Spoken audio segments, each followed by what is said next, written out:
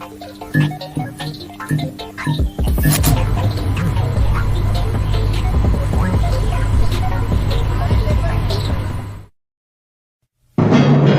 Jeff Meacham Network's Multiverse of Media.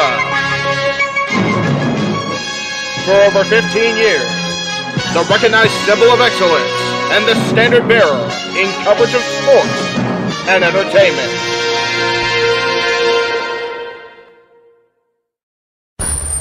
Online entertainment. NoDQ.com. NoDQ.com.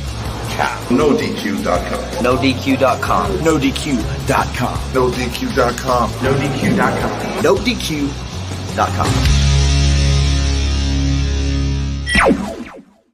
The people that know more about me know this. I am just a simple man and a lifelong fan of professional wrestling. Damn it! Winner is the NoDQ Galaxy, the Jeff Meacham Network, the AGW Crew, Indie Force, or anything related to For the Win Productions. The gears of wrestling keep on turning, and we are here to give our thoughts, previews, and predictions. Good day to you all, and welcome to our panel for this week's Simply Predicting.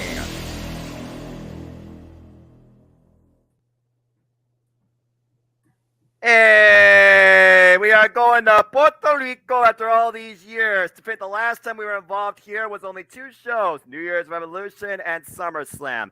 Bad Bunny comes home. We got a San Juan street fight, multiple titles on the line, and we will see. Currently, everything is fine within the bloodline as Cody Rhodes continues to face adversity towards finishing his story, taking on the Beast Incarnate, Brock Lesnar. This and much more to be discussed on this week's The Predicting as we cover WWE Backlash. So hello, everybody, and welcome once again to Simply Predicting. You know what this is, for I am the simple man of the simple brand and the guy apparently with this peculiar voice, christened by Jeff Meacham Network themselves. And my name is Noel Foster. Thank you all for tuning in live or on demand. Please subscribe, comment, tell a friend.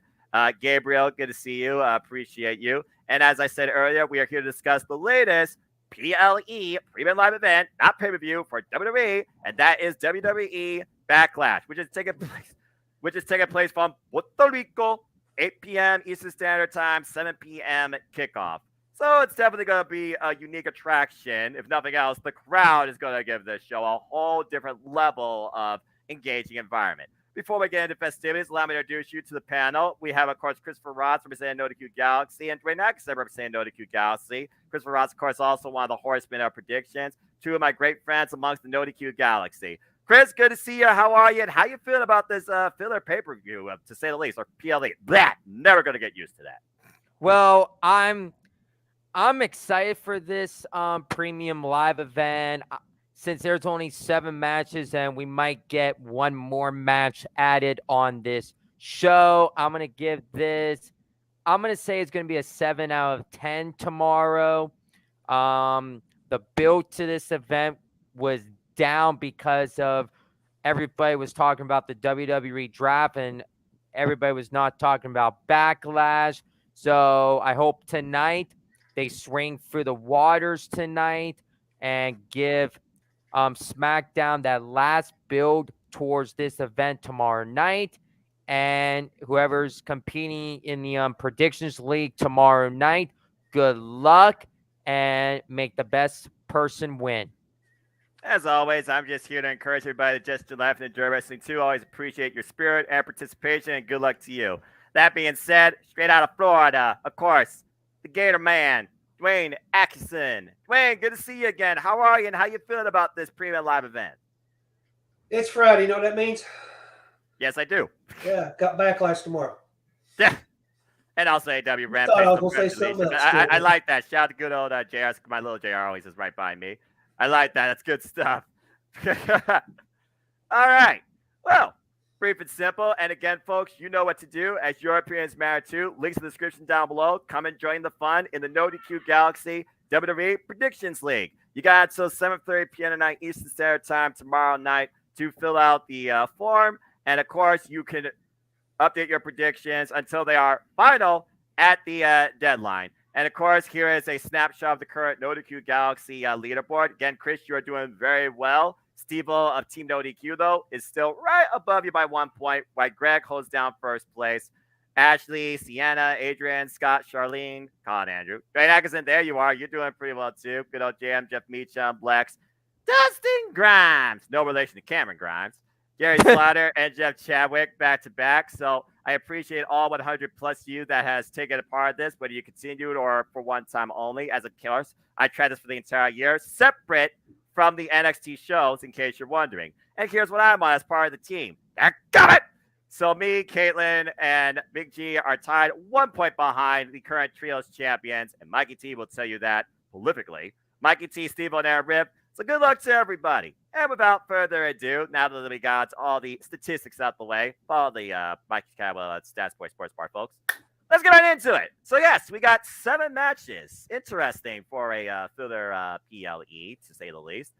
And the fact that this has literally taken place when the draft completed, but before the draft is made official, some of these matches I am kind of like, but other matches here do have my intrigue. Let's go ahead and start with this one, which I think could be a subtle opener, and we'll truly see if the EST sees more in the Gears of the Sky than maybe what Damage Control actually has been working with. As the Raw Women's Championship is on the line, you heard me right, Raw Women's Championship on the line, as the EST of W. Bianca Belair defends the gold against Damage Control's Io Sky, and both these women were drafted to SmackDown. Yes, people, I'm aware. But let's go ahead and talk about how this came to be. Ever since successfully overcoming Kana Asuka at WrestleMania, the EST has now been Raw Women's Champion for over 1 year. A new number one contender, still recovering from a cough. A new number one contender was crowned, of course, on Monday Night Raw in Io Sky, where it seems more so that Bayley is letting her compadres fight on their own behalf towards the championship opportunity.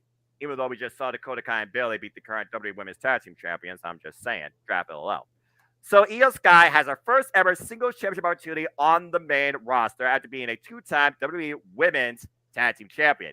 Can Io Sky, the Genius of the Sky, rise above the EST and plant her in the ground and claim insert brand name championship here? Or does the EST continue to be some sort of champion now on Friday nights, despite the fact she has Monday night's strap? What's going to happen here? And does the winner get drafted maybe back to Monday Night Raw, considering as the Raw Women's Championship? You tell me. That being said, Drain, let's start with you. You're first in this championship match. Who you got? And at this point, are we just waiting for the champion to get the blue brand strap at this point? Man, tell me something. He was really getting tired of these handovers. Quick question. When Io Sky was NXT Women's Champion, did her and Bianca have a match at one time? Not when she was champion. NXT? She did? Okay. So this is their first time one-on-one in a title match. Correct. You know what? Today marks the day she's officially the longest reigning Raw Women's Champion of all time. She just surpassed Becky. As the saying goes, why stop now? I think it's going to be a great match, possibly an opener, but unless Damage Control surprises us and does something to cost her the title, I don't see Io Sky walking out as the new women's champion. All right. So I'm going with Bianca. Fair enough. Shout out, by the way, to the 35 of you so far that's put your predictions in, included but not limited to ECW Fan 5, Nick, Rodney, Alistair Kiefer, Benji, Caleb, Cass Rotz. Sorry, I know that name. Sienna, of course, my friend Cindy. Good luck to everybody. Let's take a look and see what the poll is saying so far before we get your thoughts, Chris. It looks like more people are going with the EST, 92%. Why 3 people did pick Io Sky. And I do think people want to see a change in the women's division. And shout out to the early birds in the chat. Thank you, Sean, Keem, Mike, 25 Perez, TZM. Arlene, nice to see you. And, of course, Nathan. So, Chris, again, the EST has been virtually unstoppable. No one's been able to get up to her level or surpass it. I do think there is somebody in the women's roster that could do that, but I don't think it's Io Sky at this moment. So what's your thoughts on Io Sky? Does she have a chance, or does Bianca retain? I don't think Io has a chance.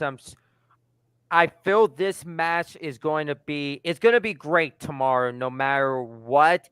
I don't see this match opening the show tomorrow at all, but I see it.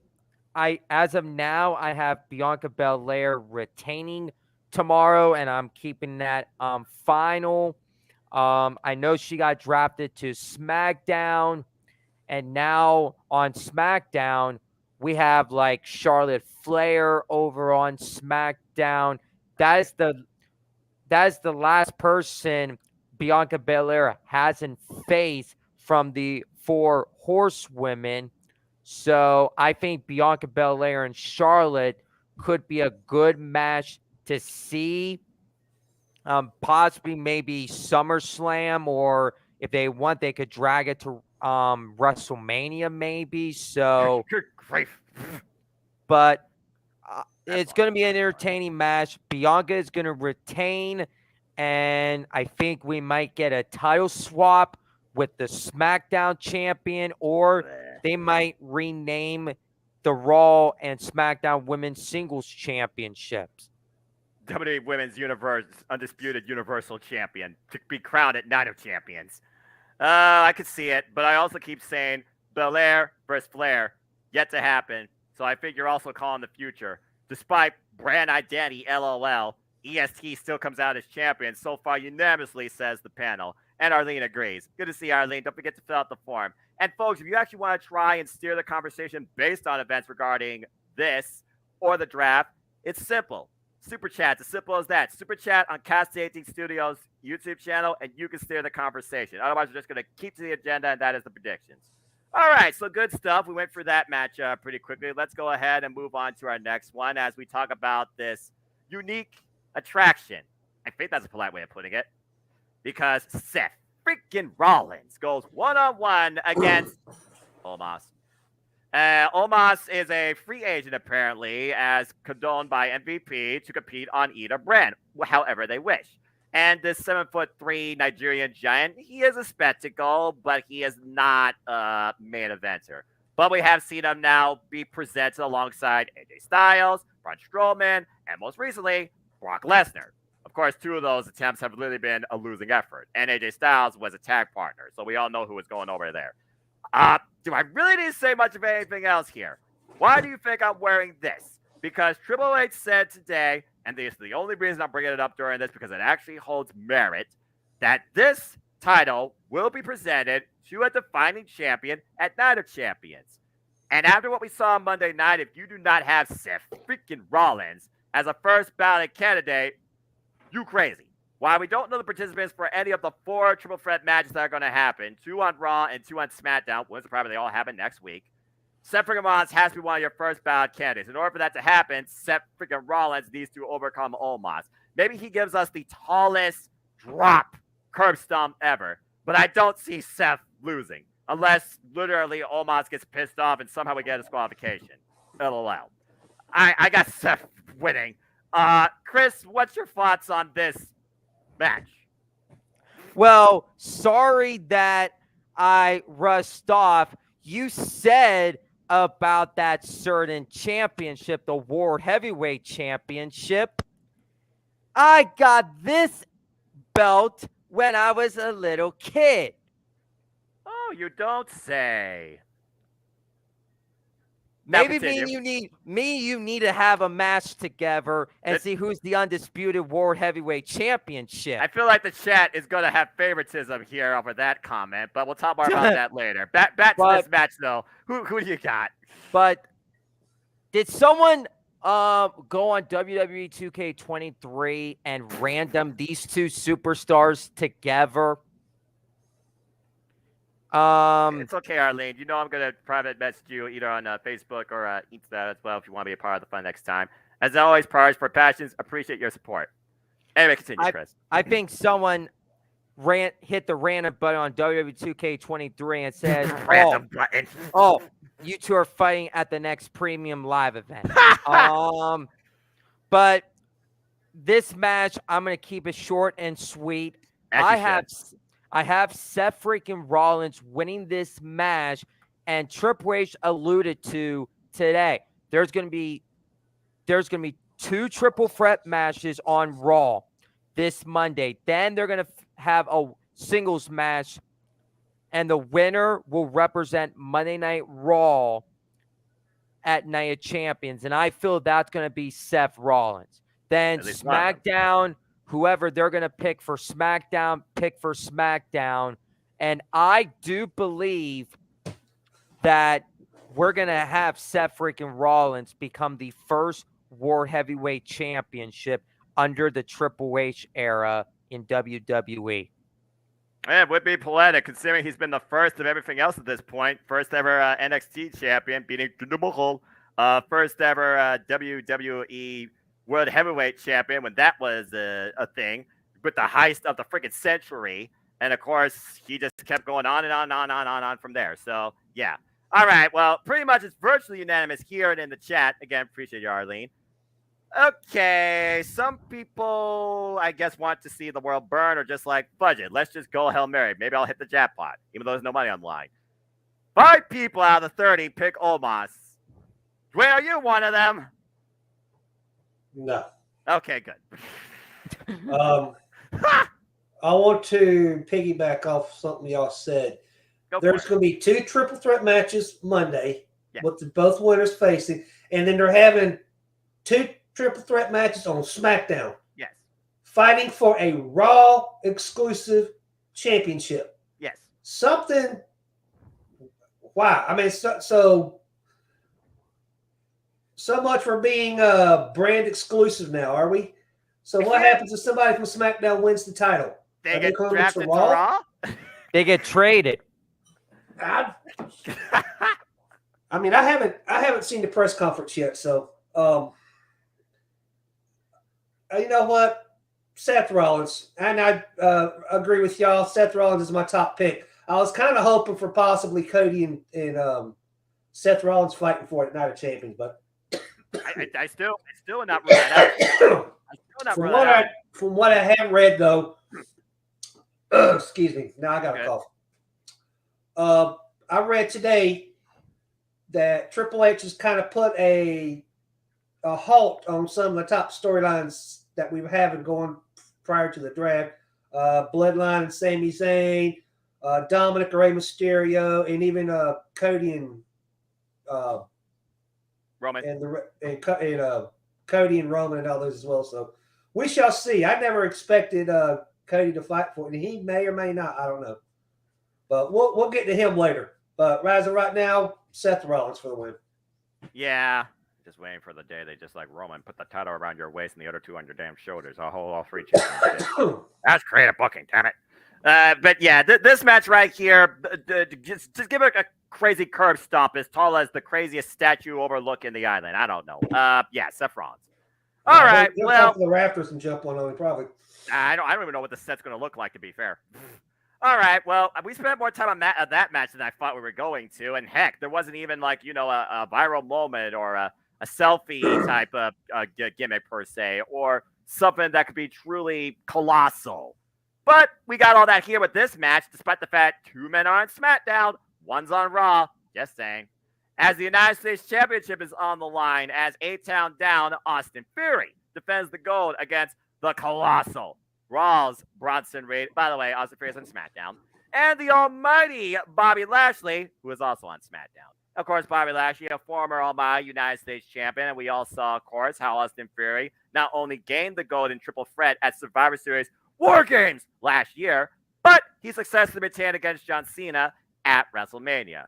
Now, whether or not he's over is a different story, but if there's nothing else, he's confident and he has a depth grip on this championship. So what this comes down to for me is Bobby Lashley relegated to the mid-card, or do we see him move up towards maybe something of relevancy? And Bronson Reed's on Raw, for Pete's sake. You kidding me? Anyway, that being said, Chris, let's start with you on this one. What's your pick on this match? Well, I feel this is going to be a good match overall. We got 2 SmackDown guys and 2 Raw guys. No, I botched that one. So when did Vega get added from Monday Night Raw? But I don't see Bronson Reed winning this. I see either Austin Theory and Bobby Lashley winning this, but I'm in the forum. I picked Austin Theory to retain. Right. I'm going to stick to Austin Theory retaining because I do see down the road we're going to get Bobby Lashley, Roman Reigns for the undisputed WWE Universal Championship. I know Triple H handpicked 3 guys that to be Roman's next challenger. So it'd be Bobby Lashley. I did hear AJ Styles against Roman Reigns. And I also Triple H handpicked Karrion Kross to be facing Roman Reigns for the undisputed Universal Championship. But Austin Theory is definitely going to be retaining here. And with Bobby, I hope he goes up to the main title picture, or we might be getting that Bobby Lashley Bray Wyatt feud. He wasn't drafted, so technically he is still on SmackDown, I guess. So I suppose they finally could try and do something with that since it was dropped. And of course, Bobby Lashley was furious that he did nothing at WrestleMania but held a giant trophy. Yay, you participated. All right. Dwayne, it looks like most people are going with A-Town down Austin Theory. 77%. 4 people pick Bronson Reed, 4 people pick Bobby Lashley. So it looks like some people want to see a new champion. Of course, Bronson Reed's a former NXT North American champion, but he's basically done dually squat since coming back to WWE. Bobby Lashley, again, he and Austin Theory have traded this title at least twice and have not fought against each other for it more than 3 times, including a no disqualification match. We all saw how that went down on Monday Night Raw, just saying. So, Dwayne, at this point, is this the comfort zone for Austin Theory? Is this the ceiling for Bobby Lashley? What's your take? Up until what Sunday night when y'all did Aaron's prediction show, or Tuesday night, was it? Yes. I had Bobby Lashley down for this one possibly, but now the news coming up, I agree with Chris. Bobby Lashley's fixing to go up to the main event to face Roman. I don't think he needs his title. However, I will put it this: what we just talked about with the little lapel pin you got there. Yes. I could see Austin Theory or Bobby Lashley being one of those 2 guys in that match in Saudi, possibly. But my pick to be is Austin. Well, Seth Rollins and Bobby Lashley did feud over the United States Championship, actually. In fact, Seth Rollins took the title from Bobby Lashley after Brock Lesnar probably broke his arm. So that is also another callback that can happen. And it sounds like this. And him and Austin's had all kinds of matches too. True, but according to what I've been reading and what we've been talking about, this Raw exclusive title will be determined in a SmackDown vs. Raw affair at Night of Champions. When did Night of Champions become Survivor Series? But okay. That's a thing. And Arlene also agrees with Austin Theory retained. So for now, we are all with A-Town down. And we'll see what it leads to for the other 2 men. Why Bronson Reed stays on Raw for the time being. Okay. Well, that was pretty simple. Like I said, a lot of these undercard matches, if I can put it politely, seem super simple. And if I was going to say the safest bet on this card was this match, I feel most people would agree with me. Because seriously, do you really expect this fun, passionate, homecoming cosplayer of Street Fighter to overcome Judgment Day's Eradicator brutality? I'm just saying. As the current SmackDown Women's Champion, who was on Monday Night Raw, defends the SmackDown Women's Championship against Zelina Vega. This will be Zelina Vega's first ever main roster singles title opportunity in her home turf, Puerto Rico. Not much more to say about that. Rhea Ripley, of course, won the SmackDown Women's Championship, completing the Grand Slam at WrestleMania against Charlotte Flair, and what I would rival to say was probably match of the night against the tag team champions, despite the political bias there when it comes to standards of which match was where, but story versus the actual, WrestleMania Royal Rumble gimmick, just saying. And Zelina Vega, well, she's from Puerto Rico. She asked Adam Pearce. Adam Pearce, he took it into consideration, then he made it official. Zelina Vega is part of the LWO. LWO has had freaking no momentum, practically. No wins, except for Rey Mysterio at WrestleMania being dominant Mysterio, if you really want to call it a win for the LWO. And the LWO was all drafted together as part of SmackDown. So, yeah, again, title, brand identity, LOL. But regardless, it's all about who leaves this match as a champion. I'm going with Rhea Ripley. Simple as that. Dwayne? When I first found out that this pay-per-view was going to be in Puerto Rico, I already had an idea that Zelina Vega was going for a women's champion. I just didn't know which one at the time. This is the match that I feel might possibly open the show, because what they're going to do is they're going to bring as much heat down for Judgment Day. And why not start it off by beating down one of their hometown people, making them look dominant? Judgment Day has been dominating LWO for a reason, and that is to make them look strong and then having a big, happy ending. We'll talk about that match later as well. But, yeah, Rhea Ripley's going to obliterate her, quite frankly. So, Obliterate her. If I was to put this in Street Fighter terms, you think about the most powerful character in that game. Some would say Master Bison. I would say Akuma. But of course, this is women, so I guess most powerful women. China. I mean, Chun-Li's been like the most veteran character in the game, next to Cammy. So I mean, but going off a subject. Video game. Okay, I see. Yeah, Street Fighter. Well, again, she's the voice of Street Fighter. She's cosplayed as a jerk for Street Fighter. My gamers in the chat will understand what I'm coming from too. Go check out Bust Match by the way, and FDW Productions. I played it back in the day. Back when they're coming out with Street Fighter 6. Apparently has really good reviews. So hey, good on them. Anyway, Arlene believes that Rhea should win. You say should or is? I mean, come on, Arlene. Do you really think Rhea's not going to win? With all due respect to Zelina Vega, this will be the biggest what the moment since the 1, 2, 3 kid. There, I said it. I will say this, though, Chris. One person out of the pool of 35 picked Zelina Vega. So, I'm just simply going to ask you, are you that bold one, or are you with the majority of the group? Well, what I saw last Friday out of Zelina Vega, I feel she has a chance. That's fair. She has a chance on defeating Rhea Ripley, but that is not happening. Rhea just won this championship back at WrestleMania, and she's not dropping it anytime soon. If Rhea was going to SmackDown, I had opponents for Rhea already lined up, but now with Rhea going to Raw, that does tell me who I personally believe is going to go and face Rhea Ripley for a championship whenever they do the title swap or renaming, whatever they're going to do. Yeah. I could see Rhea Ripley facing either Raquel Rodriguez. I could see Liv Morgan. Yeah. Because I know Rhea and Liv, they teamed together at WrestleMania last year. That's in true. Dallas.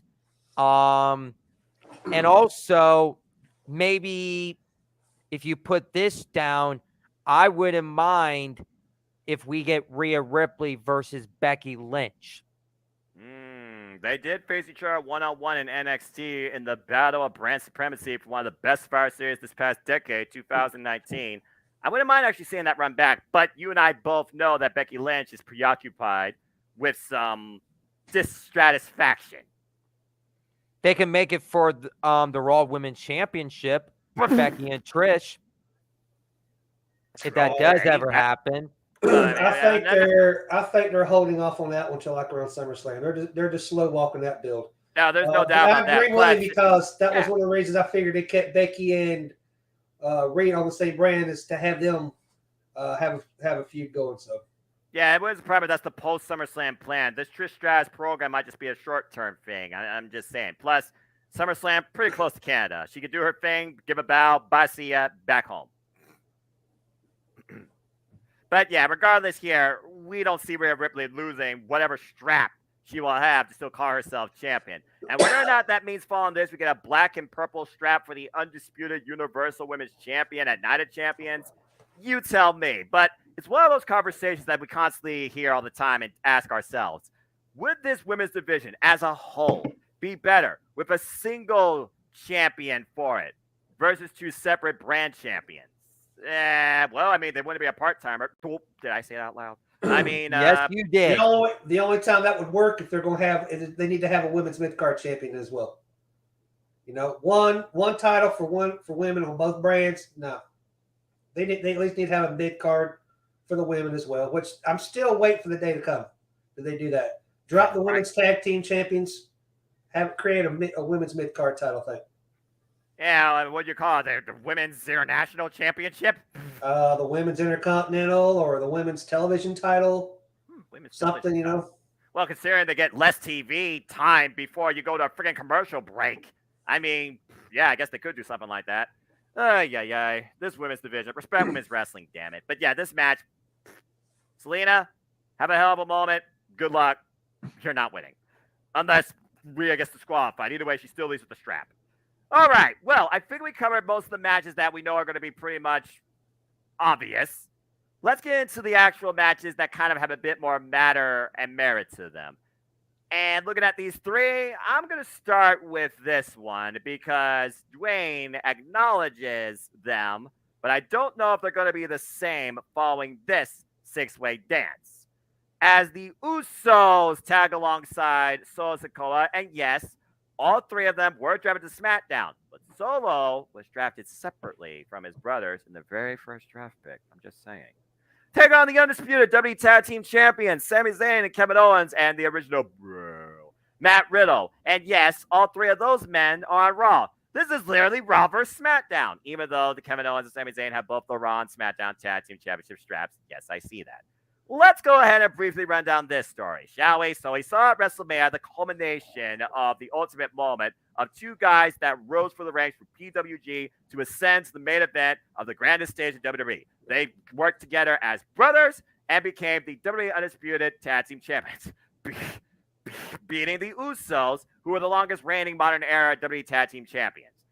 But since then, the Usos have not gotten a win, and Jimmy Uso has been pinned twice. Matt Riddle has come back into the fold ever since being injured by Solo Sikoa, so there's still bad blood with that. And Solo Sikoa right now, he is the enforcer. He is the street champ. He is the guy along Roman Reigns and Paul Heyman's side. Solo Sikoa is solo in the bloodline when it comes to his relevancy, while the Usos might be one loss away from obscurity. One thing to be obscure on the brand opposite of the Tribal Chief, it's another thing to be obscure on the same brand as him. Because remember, later on the Usos were drafted to SmackDown. So that being said, was Matt Riddle put in here just to eat the fall once again at the hands of Solo Sikoa, proving Solo's worth? Is this the moment the Usos finally get a win back? What Jay and Jimmy and Sammy and KO have been saying finally come to fruition. Does one turn on the other? Does Jay finally become his own man? Does KO, once again, turn on his brother? That's all the questions you have to answer here with the straps not even being thought about at this point because, again, they're on Raw. So, that being said, Dwayne, last year at Backlash, it was Roman Reigns, the Usos, no titles on the line. They beat three all-time greats in Randy Orton, Drew McIntyre, I believe, and Matt Riddle, I think it was. Mm-hmm. Yep, RK Bro. That's right, RK Bro. So, again, without the Tribal Chief, is the bloodline just as strong? Or is Solo Sikoa maybe carrying out the Tribal Chief's law? Dwayne, what do you think? What happens here? This is one match that's really got me thinking, you know, because I'm listening to what you have to say and everything, you know. They did this, but they're going to do this. This person's going to turn here. This person's going to turn here. They're saying Uso's going to turn on Solo. They're saying Kevin's going to turn on Sammy. We're still hearing that. However, I don't know which way they're trying to go with the story. Either way, I think this is the end of the Sammy KO bloodline feud because they're both going to two separate brands. So, with going out with a bang, you know, I got to go with the tag team champions and Matt Riddle. And I want to give a quick shout out to Kevin Owens for that Eddie Guerrero tribute Monday night. Yes. If anybody's seen that, I absolutely marked on that one, and I hadn't marked that in a long time. I was thought like, that was What beautiful. happened? What happened? My monitor went out. Wait a minute. He hit him with a chair. Eject him, ref. Busted. That was freaking brilliant. Then he got up and started laughing at him. So I mean, you have to laugh at that, you know. All right. So we have one against the Bloodline.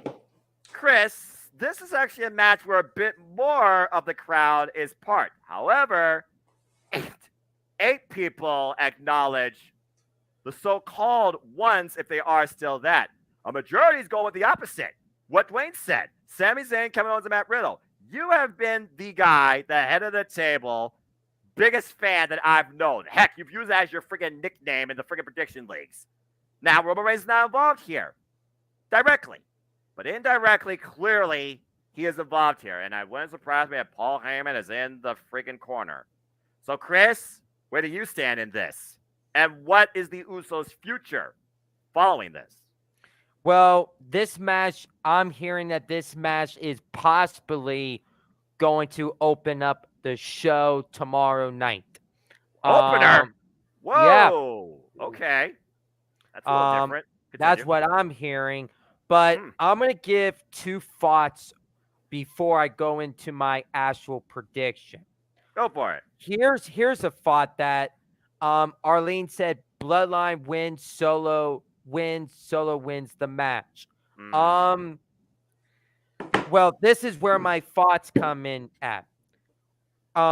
You guys know how Roman can't compete for the World Heavyweight Championship? Yes. But Solo can. Solo can. However, imagine if Solo Sikoa wins the World Heavyweight Championship, he could easily hand it over to Roman Reigns. Oh, hell no. No. No. No. No. No. No. No. No. No. No. No. No. No. No. No. No. No. But No. No. Heyman was sitting at it Monday.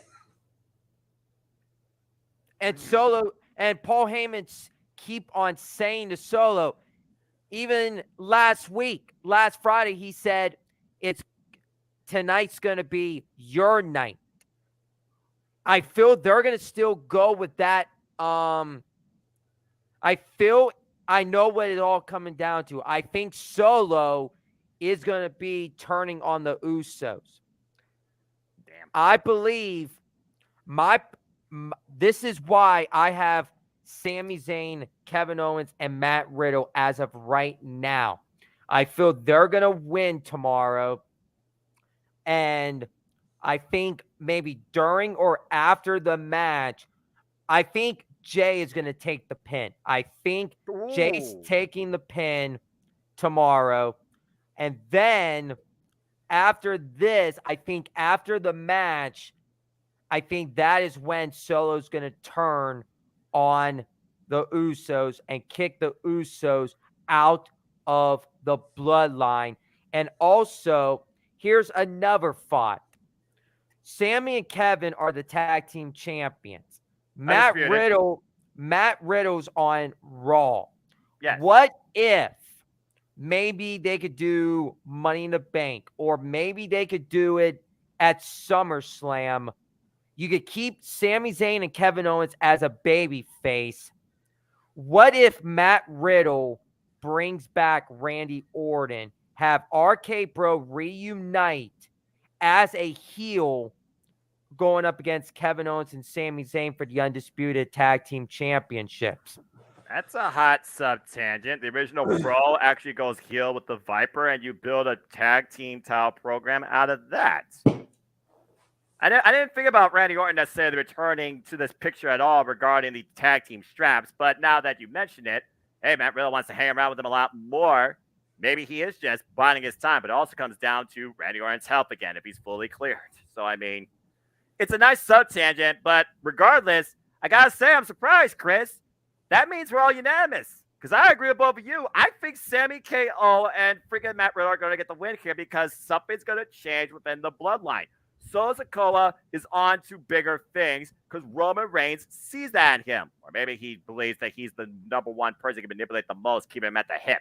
why Jimmy Uso has been the one that has taken a fall, not just on Monday Night Raw, but also on Friday Night SmackDown for the tag titles. Jey Uso hasn't. I don't think Jey Uso was pinned at WrestleMania, excuse me. So, I mean, yeah, they both at this point, they have eaten a loss, thus making the bloodline look weak in the eyes of the tribal chief. It's one of those things where Jey Uso used to be right-hand main event man. Maybe Solo Sikoa now is that, according to Roman. But in order for that to happen right now, it just feels like that the good guys got to get the win here. And we finally closed the saga of this tag team feud with the Bloodline. I don't think KO necessarily is going to turn on Sam at this point. I don't see us going back to 2016, though that was a hell of a trilogy. If they're going to redefine the tag team division, shape thereof, then you got to see what KO and Sammy can do for the long haul as champions. Despite the fact people are pointing out, Night of Champions was talking about, and I quote, all titles would be on the line.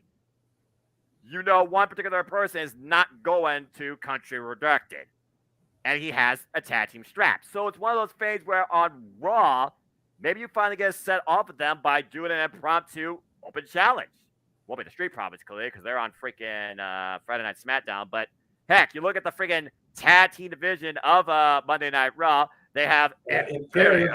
They have Maximum Male Models.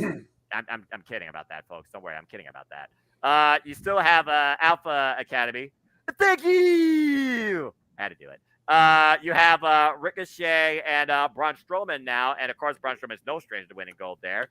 You have the entirety of the Way. So, I mean, there's definitely potential opponents, and I guess you also have Judgment Day, so there's that too. It's one of those things where I do feel like that the tag titles need to somehow separate. If they're going to be presented, if they're going to be even, part of Night of Champions. I just don't know how. But as far as the tag titles go, that's irrelevant at this point. What is relevant is the Bloodline's status and identity. Usos are going to be relegated to obscurity, in my opinion, if they lose this. And I'm curious what happens if that happens. So, yeah, I'm with you. I'm going with KO, Sammy, and Riddle. I'm surprised, guys. We were all unanimous here. Well, okay. All right. Well, as we move on from there, let's go ahead and welcome home who am I kidding? I don't even know how to say this. All I'm going to say is, Orale.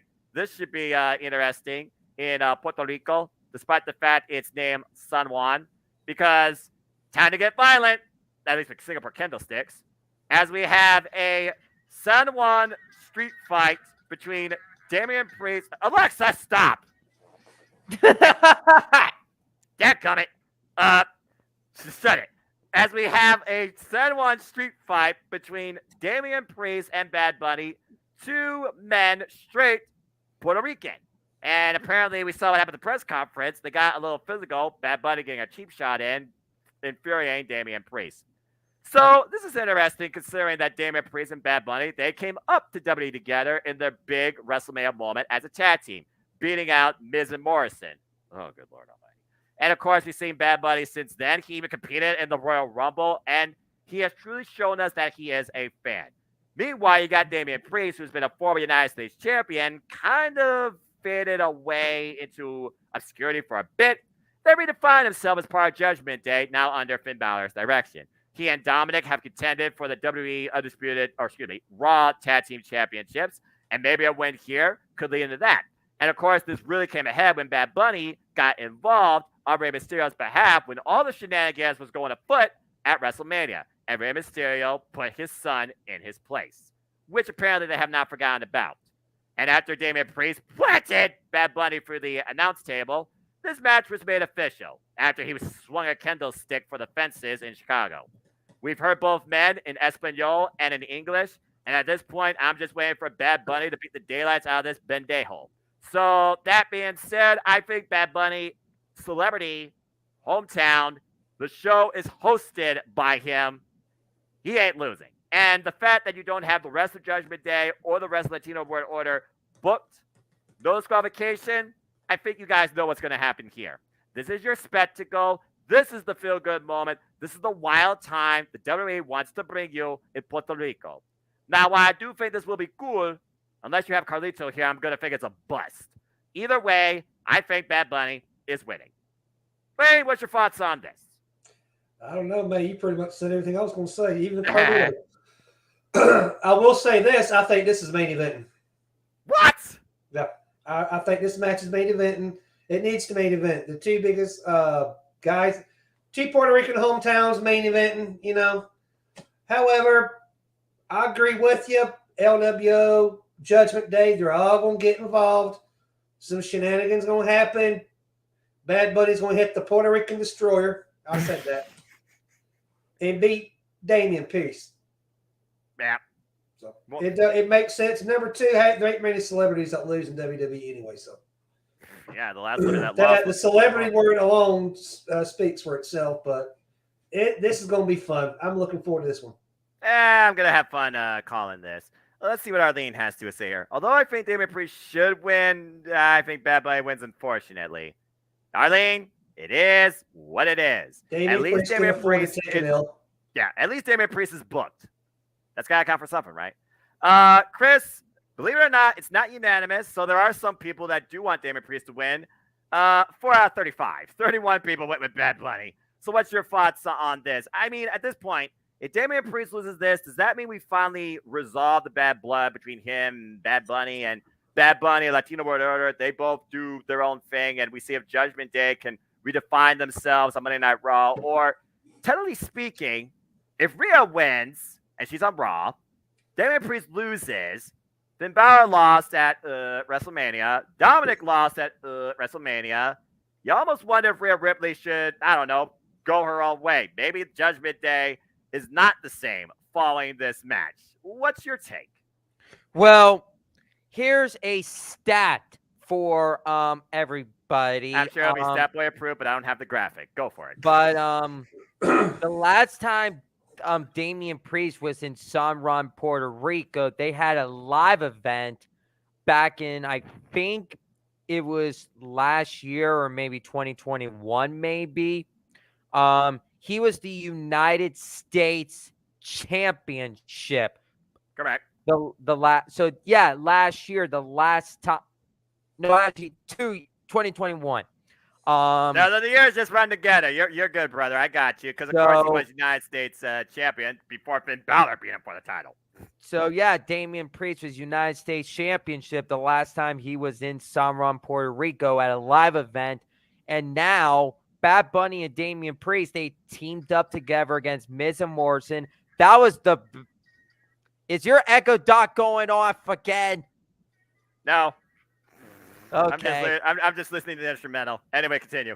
But I'm actually going to be excited for this match. This is the match I'm looking forward to the most tomorrow night, and the match that's going to steal. This is going to steal the show tomorrow between Bad Bunny and Damian Priest. Whatever they're going to do tonight on SmackDown with Bad Bunny and Damian Priest, they got to go hard, and they got to make this build towards their match tomorrow night. All they need is a face-to-face promo in Espanol. That's all you need. A face-to-face, whatever they're going to do, hit hard and make this be the main event tomorrow. But I am hearing that they are pushing for that match to main event, or they might do Cody versus Brock tomorrow night as the main event. But overall, it came full circle. They teamed together at WrestleMania, and now 2 years later, they're fighting off with each other. And personally, I thought this was going to be a tag team match with Damian Priest and Dominic versus Bad Bunny and Rey Mysterio. They were hinting that on the Raw after WrestleMania. Yep. And I thought that was going to be the direction. But when I got new reports that it was just going to be Damian Priest and Bad Bunny, I said, yeah, it made sense to do this match. But San Juan Street Fight is going to be incredible. Judgment Day, Latino World Order, they're definitely going to get involved in this match tomorrow. I think we both know that.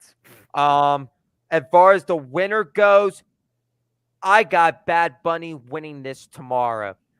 The only thing that we didn't talk about getting involved in this in some capacity is Booker T in the camo. He needs to get involved here, especially if Bad Bunny comes out that freaking song. I'm just saying. But yeah, this is going to be interesting considering the way the crowd will react to this match.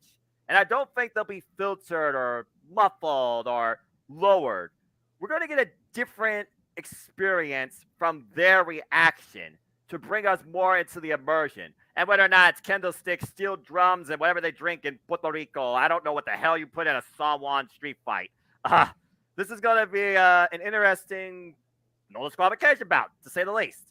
And I'm pretty sure someone's going to go for a table. I sense Bad Bunny's going to fly up the top rope. Bunny flies, crashing through Damian Priest for the announce table. There, I said it. Either way, we all got Bad Bunny. And maybe Booker T will be on the call. Because why not? All right. Well, that was fun to talk about. And yeah, I looking at this card, this is probably my second most interested match I am invested in. But that being said, we've had a lot of fun so far. I hope everyone's enjoyed the conversation too. Again, folks, please like, subscribe, comment, tell a friend. Your opinion matter too. Join the league. The forum is in the description down below. And you got till 7:30 p.m. Eastern Standard Time Saturday night this week to make them a final. But without further ado, we've had a lot of talk, but let's go ahead and get right into what, again, rumor has it, could be, might be, should be, will be the main event, considering how bad blood we've gotten to the point that Cody Rhodes drew blood from Brock Lesnar. He just signed himself up for a death warrant because the American Nightmare goes one-on-one. Cody Rhodes faces the Beast Incarnate, Brock Lesnar. Talk about facing adversity to try and finish your story in a whole different meaning of the word. Yeesh. Let's go ahead and break it down. It was at WrestleMania where we thought that Cody Rhodes would finish the story. He did not. Excuse me for one moment. Damn it! But I digress. It was the following Raw after WrestleMania that Cody Rhodes confronted the Bloodline, and Paul Heyman said, "You will never get a title shot again." So it seems. So Cody, he didn't care about that. He wanted to get a piece of the Tribal Chief. So Paul Heyman had an ultimatum. You find a tag team partner, but know that tag team partner cannot challenge the Tribal Chief for these titles ever. Well, funny enough, there is one person in the WWE ecosystem that fits that bill and can give two shits less. Here comes the Beast Incarnate, Brock Lesnar. What the fuck? And then we had what I thought was going to be the craziest tag team I've ever seen in my life, / tag team match main event in Monday Night Raw history. As was made official, it would be Brock Lesnar and Cody Rhodes versus the Tribal Chief, Roman Reigns and Solo Sikoa. And right before we thought the match would be underway, Brock Lesnar obliterated the American Nightmare. Yet Cody still chose to leave on his own 2 feet because he refused to show weakness at the hands of the Beast Incarnate. Next thing you know, he's not medically cleared. He calls him out. He says, "You are no cowboy. You are a coward." Well, now Brock Lesnar's back to being a heel, subtly, as Brock Taker. And basically, he has done nothing physically to Cody since then. But he has preyed on Cody's mentality, to the point that Cody has had to be restrained by 25 alleged so-called security men on 2 separate occasions. It was most recently that Cody got the upper hand, though, on draft night when Brock took the show hostage and he attacked him from behind and drew blood with a stiff right. Damn. So here we stand. As we know, Cody Rhodes will be on SmackDown tonight in Puerto Rico, but we have no idea if Brock Lesnar will be. When it comes to Brock Lesnar, he only does 1 or 2 things in WWE. And yes, as of right now, Brock Lesnar is renegotiating his contract as a free agent. He either is part of the opener or he is part of the closer. Either way, he gets paid. So what we got to look at here is how this story moves forward. Say an epilogue or a subchapter in the Ultimate Saga of Cody Rhodes achieving the dream, if you will. Hard times still before him. So, does Cody Rhodes beat Brock Lesnar in their first ever one-on-one encounter? Is it a one-off? Is it 2012 all over fucking again all the way to WrestleMania next year with a different ending, unfortunately? Or does Brock Lesnar obliterate Cody Rhodes by any means necessary, result be damned, and we carry this thing out even further, maybe to SummerSlam.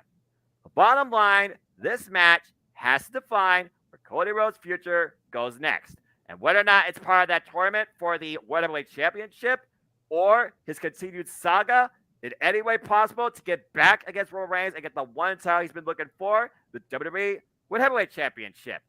That remains to be seen. Chris, you said you wanted to start this thing off first. Before you do, Arlene has a few thoughts here. Where have we heard that before? Yeah, right. Could that mean Cody faced someone else for the title? Let's hope not. Again, is Roman Reigns just being ultimately protected from Cody Rhodes? Are they dragging this out? Will we see a finish to this story on Cody Rhodes in victory? Or is it just a never-ending story of adversity and misery? Chapter 1, Brock Lesnar. Chris, what's your thoughts on this match? That very well could be the main event. Well, I know Cody didn't win at WrestleMania, and personally, I was happy that Roman won, and I got my prediction correct that night, and I said in the universe, Roman retained. I have a lot of history with Brock Lesnar in the past, and I'm going I already closed that book with him at SummerSlam. I'm thinking about reopening that book one final time tomorrow night. But in this match, this gives me 2012 vibes all over again. Extreme Rules. It started when John Cena lost to The Rock at WrestleMania. Then the next night, Brock Lesnar returned to WWE, F5 John Cena. Extreme Rules. John Cena defeated Brock Lesnar in 2012. Then, now let's go to 2023. Roman versus Cody. Cody lost to Roman. The next night, Raw after WrestleMania, Brock Lesnar annihilated Cody Rhodes. I feel this match is going to go all out tomorrow night with these two. I hope this match is not a squash. I hope this match is not a lopsided, just like Brock Lesnar, John Cena back at SummerSlam 2014. 16 suplexes, good God. Because I would not be a happy camper tomorrow if I see that over and over again, and it's a lopsided. I don't want that. It's going to be a hard-hitting match with Cody versus Brock. As far as the prediction goes, I think tomorrow night you got to give the victory to Cody Rhodes. I'm going with Cody to finally defeat Brock Lesnar because we don't know when we're going to see Brock Lesnar next. I don't know if he's advertised for Saudi Arabia. I don't know if he's advertised for Money in the Bank.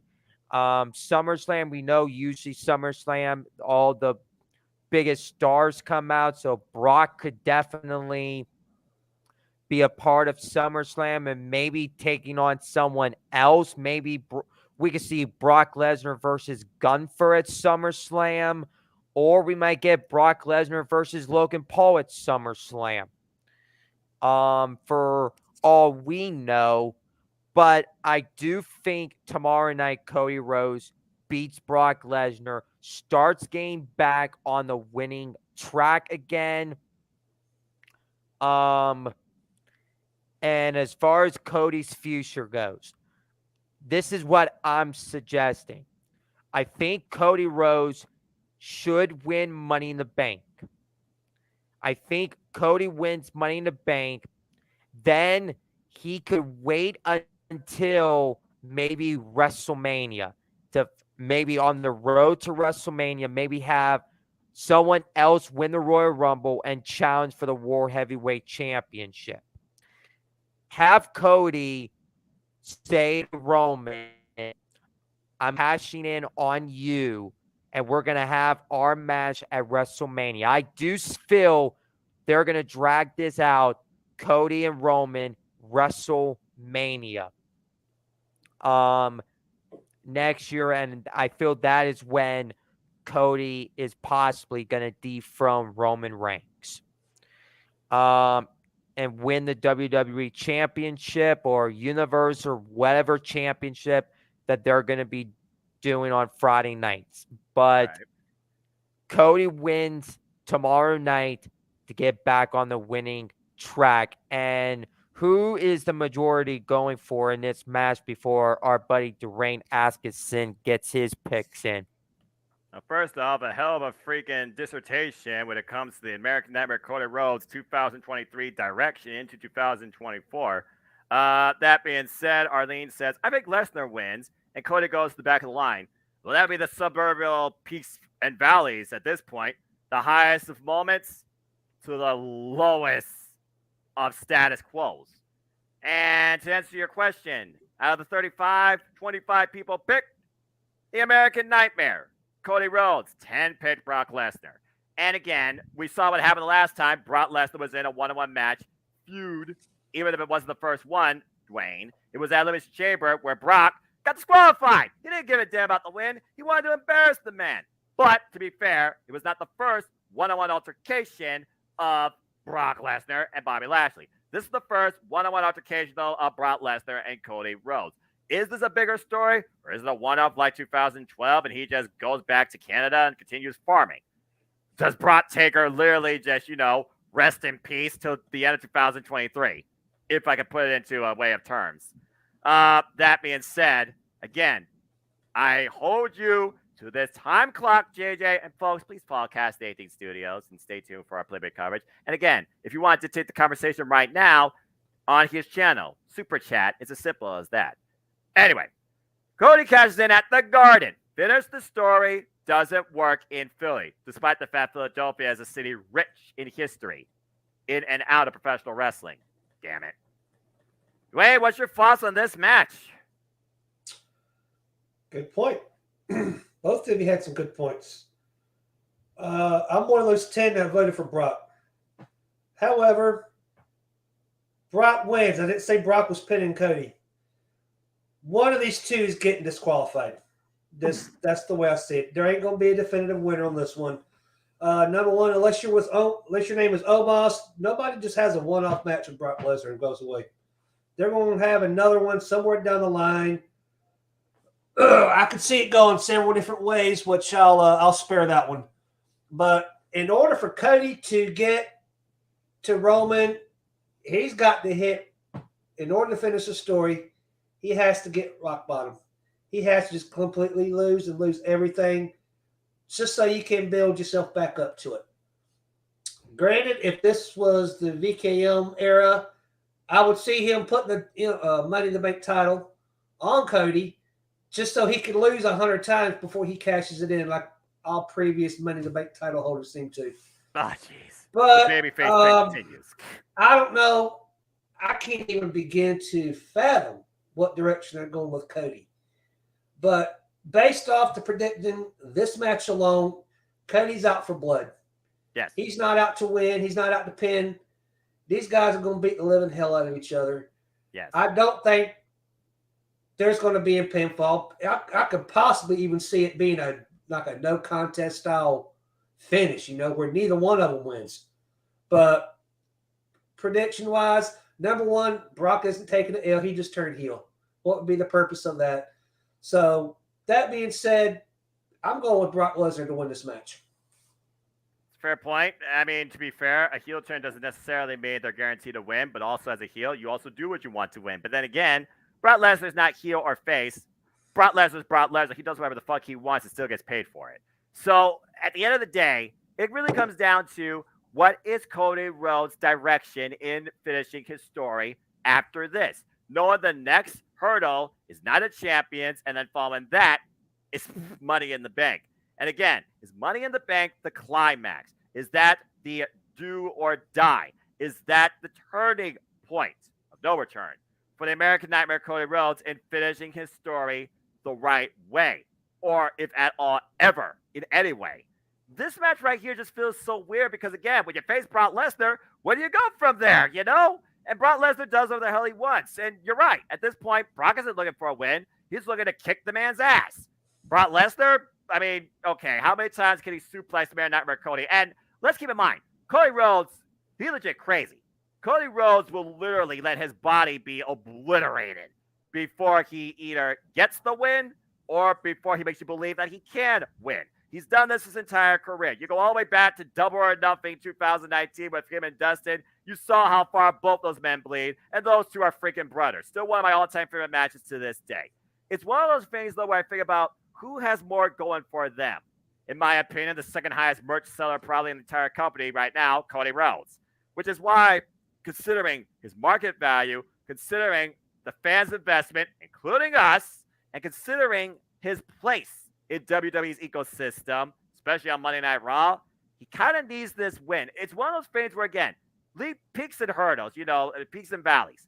He wins here, he loses out on this tournament. The only way he's not involved in this tournament is if Cody Rhodes willingly says, I do not want to be a part of this. I have a story I need to finish. This isn't it.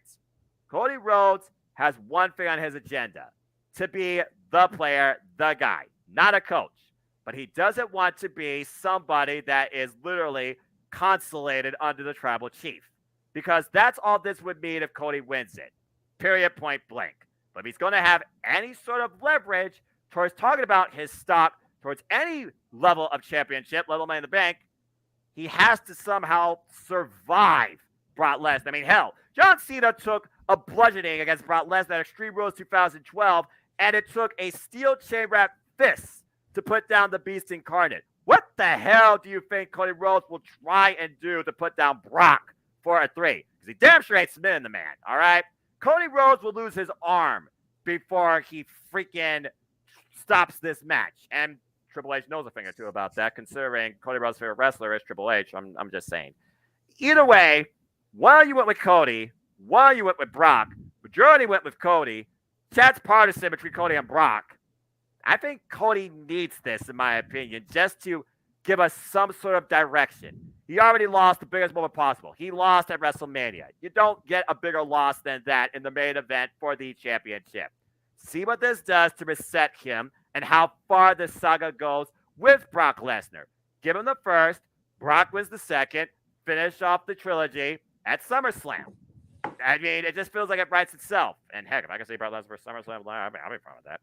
But as of right now, I do think Cody Rhodes will win this to set the next chapter in this ever-going story to finally achieve the dream. And I personally do hope it does happen in Madison Square Garden because it just seems so poetic. But I just don't trust WWE in doing that. But I'm going with Cody Rhodes.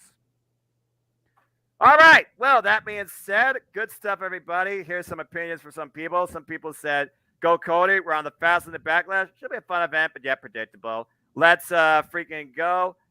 Pretty predictable card. Can't wait. So again, everyone's opinions matter, including those that are in the chat too. And thank everybody for tuning in and letting your opinions and thoughts be known as well. Again, give Backlash a chance. See what it means before we officially reshape WWE, courtesy of the draft, and see what it particularly means, if nobody else on this card, for Cody. So I think that's all we got to say for now, as SmackDown is on in about 1 hour and 20 minutes. So I think we have now bid everybody adieu and cheap plug our way too. So before we conclude, Dwayne, always a pleasure. Any last thoughts? And then other than that, where can people find you? You can find me on Facebook at Dwayne Atkinson. Follow me that, or follow me on Twitter, Florida Gator Fan. Like I said, I'm on and off Twitter now and then. So also, plug this out there before. Anybody's in the wrestling trivia, you can follow me on Twitch at Castifer. We do a lot of wrestling trivia on there. Always looking for new players and new competition. Yep. And Chris, I haven't forgotten about you. Just tell me when you can, man, especially because my summer now is much more open in the evenings. Just saying. I always appreciate it, Dwayne. Again, good luck to you this weekend, and then we'll see what the rest of May brings us because there's still so much super to do. But this should be an interesting show, to say the least. Chris, always a pleasure, my friend. Anything you want to plug more, where can we find you, and any last thoughts that you have ahead of SmackDown tonight and Backlash? Well, where everybody could find me at, you have my Twitter. Is Peter. uppercase C lowercase ROTZ 24. It's all over the My social medias. my Instagram is CMROTZ_6472. My Facebook is Christopher Rotz. My Discord is uppercase C lowercase ROTZ 2423. That's right. My TikTok is Rots_2423. My Snapchat is C_Rot17. It always a pleasure on being on this Simply Predicting panel with my buddy Noah and all of the people that couldn't make it tonight. Dwayne, you have the forbidden door open to anyone that could be on trivia. I'm always down for trivia, so I'll hit you up privately and I'll be ready to go. I'll be studying every single night probably and just have a good time with trivia. So I'm always down with that. And the next time you guys will be getting us on the Simply Predicting, we have a loaded month this month in the month of May. It all started tonight with Backlash, Lord and help us. now we got the week of the 22nd through that week of the 27th. We Damn got it. Friday, May 26th, Impact's Under Siege, where you're going to be seeing Steve Macklin defends the Impact World Championship against PCO. Among so much more. And then you'll get Saturday, May 27th from Saudi Arabia, be Night of Champions, where every single championship will be defended in WWE. Then on Sunday, May 28th, it will be a back-to-back wrestling event. It will be NXT Battlegrounds from Lowell, Massachusetts, where you'll be seeing the rematch from Stand and Deliver as Carmelo Hayes defends the NXT Championship against Not my NXT! But I digress. whatever Noah says, Braun Breaker, and then Noah's Foster's favorite show of the whole entire year is AEW Double or Nothing, the fifth I wouldn't Double say or favorite, Nothing. but it's definitely in top 10. We got Double or Nothing, and that will be headlined for the first time. We will get a 4 pillars match for the World Championship. Jungle Boy, Jack Perry, Sammy Guevara, Darby Allin, and the AEW World Champion MJF, and many more matches to come. So if you guys want to be on this Simply Predicting in the month of May, you could always hit me up. You could always hit me up privately. You could also hit Noah up privately, Jeff Chadwick privately. And that's simple as that. Just make a positive life. Hope everybody enjoys Backlash tomorrow night.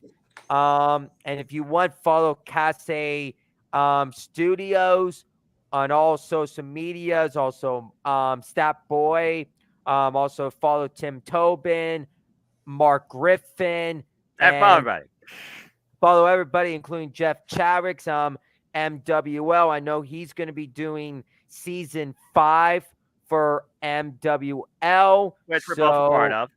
So if you want to get part of that, hit Jeff Chadwick up, and he'll be more than happy to get you on for season 5. And let's just enjoy this month of May. It's going to be an ultimate thrill ride, to say the least. Yeah, preach it, brother. Always appreciate you. Appreciate your marketing, too. All right. Well, thank you for that. And again, folks, we thank you all for tuning in, even part of the shows. As I'm going to first plug and promote Cassidy Andy Steele a little bit here. He's got some thoughts. And again, folks, If you ever want to be a part of the conversation and really steer it and want to talk about something, maybe not necessarily about this show, but something else wrestling related, super chat. It's as simple as that. My friend's monetized, so give him some love. I'm not there yet. Who knows? It might be a future plan.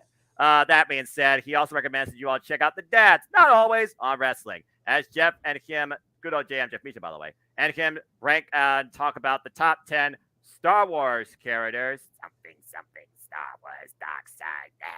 And meanwhile, also stay tuned for the Championship Bloodiverse Media, keeping you in tune with play-by-play watch-along coverage of WWE Backlash from Puerto Rico tomorrow, beginning at 7 p.m. Eastern Standard Time, 4 p.m. Pacific, with Open Mic Night immediately following. Me and, of course, the Renegade JJ Williams will keep you in tune with everything that happens, too, as, of course, the Renegade will host the Saturday Night Shenanigans that are Open Mic Night immediately to follow. And then following that, he also has one more comment here. Believe in the Force because I don't believe in Joe Hendry. Blasphemy! Blasphemy, I say! Freaking blasphemy! How dare you desecrate the name of the man, Joe Hendry? I believe in Joe Hendry. Damn it! I believe you need to give us a warning when you do that. No kidding. It freaking get me triggered after the trigger. The trigger. The freaking don't even have my glasses off. You're lucky I'm not taking my glasses off. Try sugar-free Mountain Dew, mate. Freaking get my Mountain Dew. Not Boomhauer, man. Anyway, look. Two things that trigger me. Blasphemy against Joe Hendry and freaking endorsing Jeff freaking Jarrett. All right?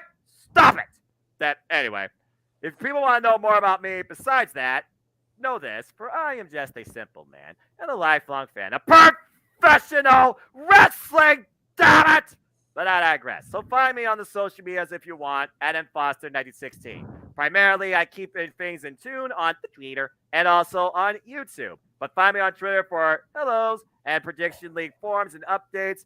Find my YouTube channel, special community tab, where I'll give you simple assessments where you can voice how you rank and feel about all the biggest shows in wrestling, as well as updates also on all the prediction leagues, whether it's forums or leaderboards. As, of course, my simple YouTube channel looks at all things wrestling. Shout out, of course, to my entire ACW family across Twitter and other social media platforms. The ACW Impromptu, of course, is the heart of my channel that started with me and my friends back in 2020. Want to give a shout out to Megan Chiba, a.k.a. Mara Jade. I hope you're doing very well. I'm looking very forward to watching your next match on Spinebuster TV right here on YouTube. Please follow Mara Jade, folks, in their continued journeys across the UK and all regions as well. I believe she's going to be in a tag team match with Lily McKenzie. So proud of you, Mara. Show us how precious Jade truly is. Not that bitch, but you. And also, of course, shout out to my friend Lex, who will be going to AEW All In. Congratulations to the success so far of AEW All In. I cannot wait to call that show. Let's freaking go. God, I need to get back at All Elite Wrestling Live, but I digress. But anyway, speaking of all things All Elite Wrestling, stay tuned for the latest episode of AEW Spark. As always, with FTW Productions, we'll be going live later tonight, covering the last week, not this week, but the last week in all things All Elite Wrestling. And speaking more on AEW, as we know this month, yes, the biggest show for me this month is, of course, AEW Double or Nothing, the fifth one. But I will actually be going back in time to talk about the very first one, the show that started off with a brand we know today and the paradigm shift in the industry, as I'll be with Owen Finch and James Hebert on Retro Wrestling Review Series this coming weekend, talking in full of AEW's first ever Double or Nothing. And, of course, that was headlined by Cody vs. Dustin we talked about earlier, and Chris Jericho's Kenny Omega, and John Moxley also arrived. Following what we do, this coverage of Backlash and Open Mic Night, the Renegade and I will be back together on the same page, bringing you a simple take. As next week, we will give you, once again, our simple take on the latest show in WWE Backlash across both channels. And to come later this month, besides the predicting, family, get ready, we're doing it. Two AEW Impromptus. We're going to discuss the last month in wrestling and give our thoughts now to RIP. AEW Elevation and Dark, as well as an AEW Double or Nothing preview. That probably will be the week of, if not the week before.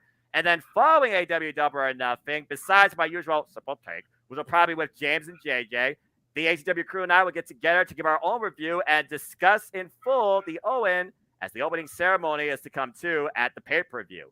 As Chris politely alluded to, because now, folks, I work 8 to 4:30 p.m. Eastern Standard Time, expect to be predicting more often and maybe on a different day between 5 to 8 p.m. Eastern Standard Time, anytime throughout the week. And that will definitely be during that week. Under Siege is tentatively still booked for Friday, May 26th, 5 p.m. Eastern Standard Time, and then we'll do our coverage of Championship Motorsports Media. Night of Champions will likely be earlier in the week, date and time to be determined, and we are tentatively discussing doing a double feature for NXT Battleground and Double or Nothing Saturday following Night of Champions before the shows actually are the following day. And, of course, that's just this month. But are you guys ready for the summer of City Predicting that's ahead so far, too? Because look at everything that's ahead, folks, from all things wrestling companies, too. Stay tuned as we will do City Predicting in June for Against All Odds and Forbidden Door. We go into July with Money in the Bank, Slammiversary, and then August, AEW All In, Multiverse Night 2, Emergence, SummerSlam, and yes, in September, but it has been made known, AEW All Out, which, of course, is 1 week following All In. And maybe I'll do something regarding, like I said, with AEW Collision coming forward. That might become part of Spark. I'm still trying to boot up a Ring of Honor review series, maybe an Impact series. But regardless, this summer, I always have my tradition where I will be bringing my preview and outlook and all my simple takes on G1 Climax 33-2. And maybe we'll add resurgence to the watch-along series. I got to make it official with JM and the Renegade, as I always like to do, too. But as always, let it conclude, because that's just so much to come to.